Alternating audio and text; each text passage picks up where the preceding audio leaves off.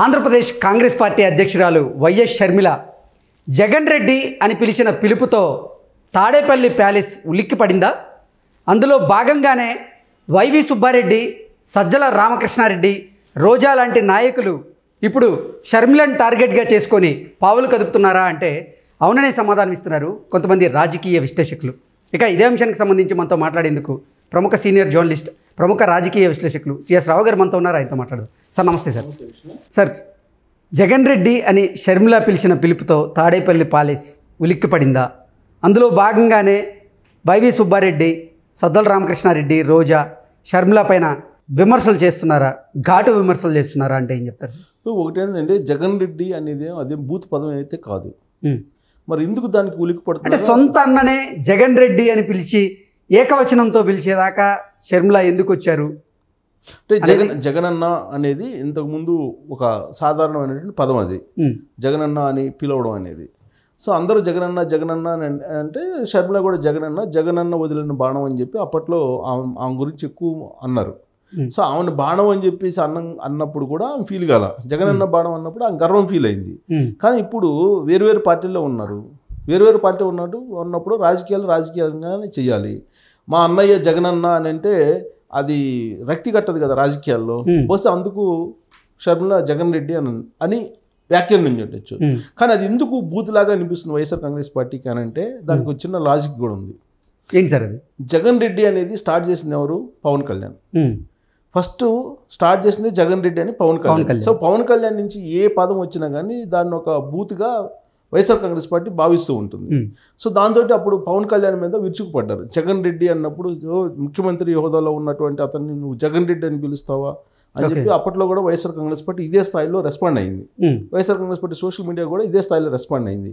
వాళ్ళు రెస్పాండ్ అయ్యేకుంది పవన్ కళ్యాణ్ కూడా మరింత ఎక్కువగా ఆయన జగన్ రెడ్డి అని చెప్పి అంటూ మొదలుపెట్టారు. ఆయన తర్వాత లోకేష్ కూడా అదే మాట్లాడటం మొదలుపెట్టారు యోగాలోంలో జగన్ రెడ్డి అని చెప్పి. సో ఇప్పుడు షర్మిల అదే వరవడిని కొనసాగిస్తున్నారు జగన్ రెడ్డి అని. సో ఆ జగన్ రెడ్డి అంటే అదేం బూత్ అయితే కాదు. ఇప్పుడు ఆ జగన్మోహన్ రెడ్డి ఆయన పేరు, జగన్ అని అంటున్నారు అందరూ. జగన్ అన్నప్పుడు లేనటువంటి అభ్యంతరం జగన్ రెడ్డి అని అన్నప్పుడు ఎందుకు అభ్యంతరం? అంటే ఆంధ్రప్రదేశ్ రాష్ట్రం అంతా కూడా జగన్మోహన్ రెడ్డిని జగనన్న అని పేరుతో పిలుస్తున్నారు. కానీ సొంత అన్నని షర్మిల జగన్ రెడ్డి అని పిలుస్తున్నారు ఏకవచనంతో అంటూ కూడా రోజా గారు, సజ్జల గారు, అలాగే వైవి సుబ్బారెడ్డి గారు కూడా ఇప్పుడు షర్మిల మీద విరుచుకుపడుతున్నారు. ఇప్పుడు రాజకీయ కోణం, రాజకీయాన్ని రక్తి కట్టించాలంటే ఏదో ఒక అంశాన్ని తీసుకొని దాన్ని హైలైట్ చేయాలి. ఫస్ట్ ఏమో కాంగ్రెస్ పార్టీకి రాజశేఖర రెడ్డి చనిపోయిన దాంట్లో సంబంధం ఉంది, హెలికాప్టర్ ప్రమాదం మీద అనుమానాలు ఉన్నాయి.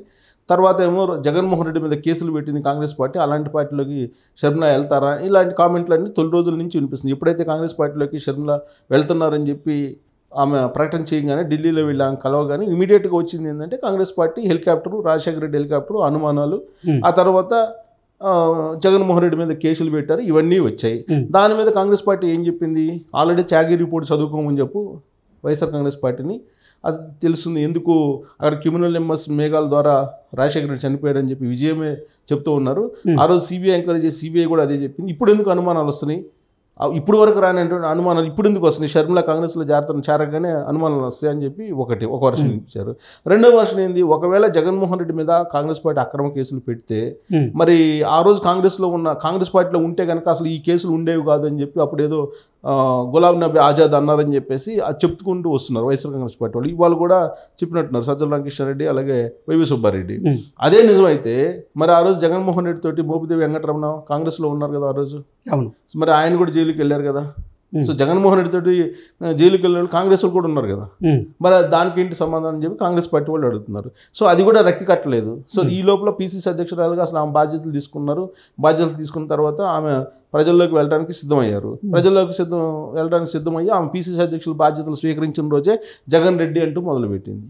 సో జగన్ రెడ్డి అంటూ మొదలుపెట్టగానే సో అన్ననే ఈ విధంగా సింగిల్తో సంబోధిస్తావా? అసలు ఇది పద్ధతేనా? ఇది అసలు సాంప్రదాయ కుటుంబం నుంచి వచ్చినటువంటి వాళ్ళకి ఉండేటువంటి భాషేనా? సొంత అన్ననే ఇలా అని చెప్పి వైవి సుబ్బారెడ్డి ఇంకొక పక్క సజ్జల రామకృష్ణారెడ్డి మాట్లాడటం మొదలుపెట్టారు. చంద్రబాబు నాయుడు ఏం చెప్తే అది మాట్లాడుతుంది షర్మిల. అని చెప్పి చంద్రబాబు వదిలిన బాణం షర్మిల అని చెప్పి రకరకాలుగా మాట్లాడుతున్నారు. అంటే ఒక అలజడి క్రియేట్ అయింది వైఎస్ఆర్ శిబిరంలో అనేది, వైఎస్ఆర్ కాంగ్రెస్ పార్టీ శిబిరంలో అనేది ఒకటి వినిపిస్తుంటే, ఈ అలజడిని కావాలని సృష్టిస్తున్నారు తమ వైపు ప్రజల్ని తిప్పుకునేందుకు. వైఎస్ఆర్ కాంగ్రెస్ పార్టీ, కాంగ్రెస్ రెండు కూడా తిప్పుకునేందుకు, తమ వైపు ప్రజలను తిప్పుకునేందుకు ఒక గేమ్ స్టార్ట్ చేశారు. ఆ గేమ్లో వీళ్ళు కావాలని దీన్ని రక్తి కట్టించేటువంటి ప్రయత్నం చేస్తున్నారని భావించేటువంటి వాళ్ళు కూడా లేకపోలేదు. ఎందుకంటే షర్మిల జగన్ వేరు కాదు అనేది చాలామంది భావిస్తున్నారు, నమ్ముతున్నారు ఇప్పటికీ కూడా. సో ఆమె జగన్ రెడ్డి అన్నా లేదని ఇంకొకటన్నా, ఇవాళ వాళ్ళిద్దరి మధ్య గ్యాప్ ఉందని చెప్పి నమ్మేటువంటి వాళ్ళు చాలామంది లేరు, నమ్మట్లేదు, చాలామంది నమ్మట్లేదు.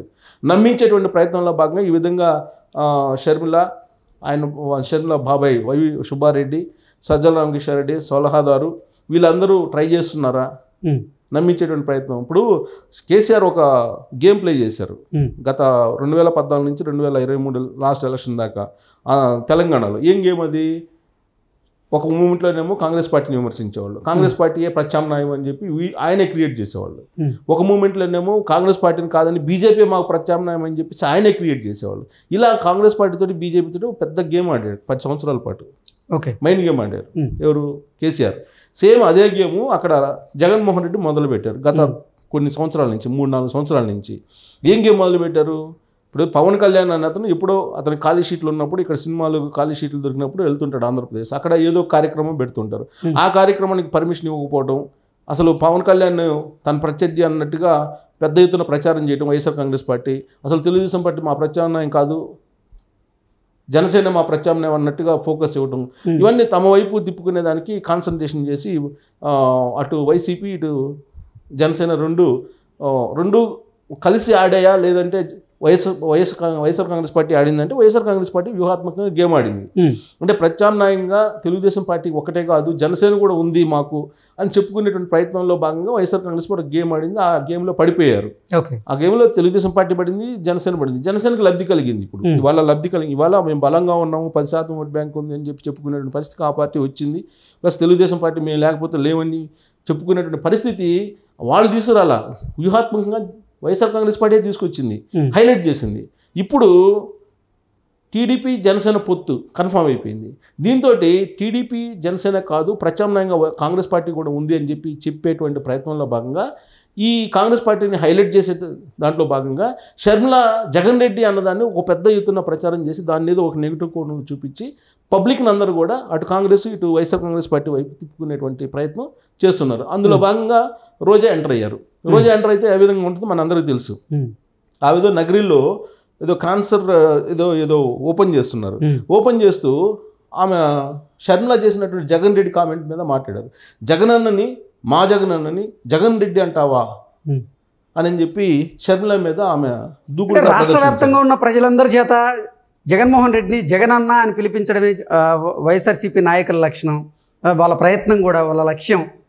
ఆ లక్ష్యాన్ని ఇప్పుడు షర్మిల వచ్చే కాజేస్తుంది.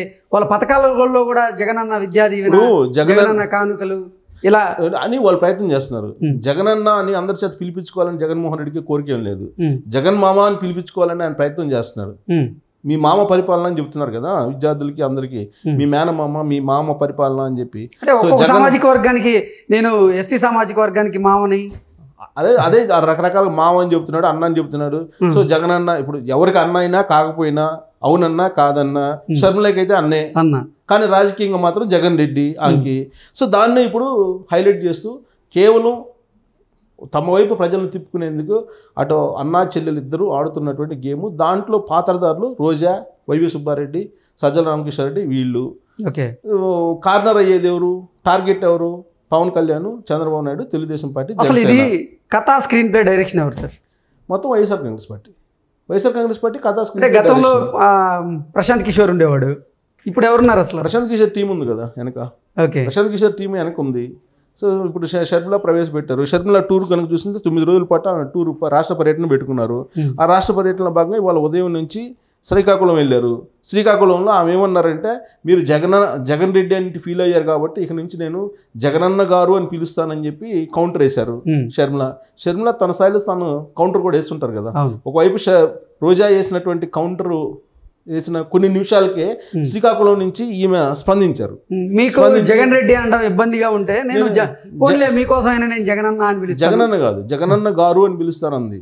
జగనన్న గారు అని పిలుస్తాను ఇక సరే మీకు నుంచి జగన్ రెడ్డి అని పిలవాలనే జగనన్న గారు అని పిలుస్తానని చెప్పి ఆమె సెటైర్ వేసింది రోజాకి. సో ఇది మొత్తం ఆ షెడ్యూల్ ఏంటంటే వాళ్ళు శ్రీకాకుళం వెళ్ళారు. 9 రోజుల పాటు ఆమె బస్ యాత్ర పెట్టుకున్నారు. బస్ యాత్రలో భాగంగా పార్వతీపురం చేరుకుని వాళ్ళ మధ్యాహ్నం ఆమె పర్యటిస్తారు. తర్వాత విజయనగరం చేరుకుంటారు సాయంత్రానికి. రేపు విశాఖపట్నం, అల్లూరు సీతారామరాజు జిల్లా, అనకాపల్లి జిల్లాలు, ఎల్లుండి కాకినాడ, అంబేద్కర్ కోనసీమ, పశ్చిమ గోదావరి జిల్లాలు, 26న తూర్పుగోదావరి, ఏలూరు, ఎన్టీఆర్ జిల్లాల్లో పర్యటిస్తారు. 27న గుంటూరు, పల్నాడు, 28న బాపట్ల, ప్రకాశం, నెల్లూరు, 29న తిరుపతి, చిత్తూరు, అన్నమయ్య, 30న సత్యసాయి, అనంతపురం, కర్నూలు, 31న నంద్యాల. ఇది ఆమె టూర్ షెడ్యూల్. 9 రోజుల పాటు టూర్ షెడ్యూల్. ఈ టూర్ షెడ్యూల్ అయిపోయేటప్పటికీ ఈ టూర్ షెడ్యూల్ అంతకాలం వాళ్ళ వైపు ప్రజలు తిప్పుకునే ప్రయత్నం చేస్తారు. అటు వైఎస్ఆర్ కాంగ్రెస్ పార్టీ, ఇటు కాంగ్రెస్ పార్టీ. ఇది వాళ్ళ యొక్క టార్గెట్. ఓకే.